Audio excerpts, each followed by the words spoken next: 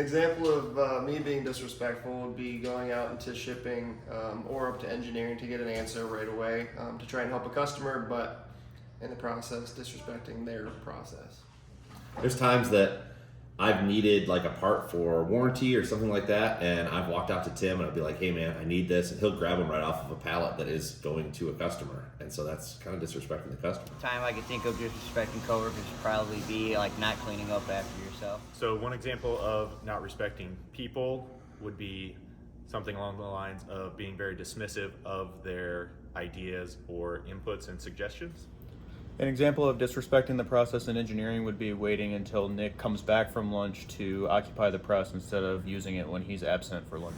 So an example of disrespecting your own process would be using too much anti-grease splatter or too much wax on the bumpers, which causes issues with the powder coat and the way it adheres to the part. So in my world, disrespecting the process would be if somebody were to take the last of something and then not turn in the Kanban cart to me. Then somebody else is going to end up not having what they need and I don't know what to order. An example of disrespecting the process would be an example I had last week actually of forgetting to put new updated DIY rear XJ parts in the folder for Bryce, and we cut 5 of the old version and sent them to customers.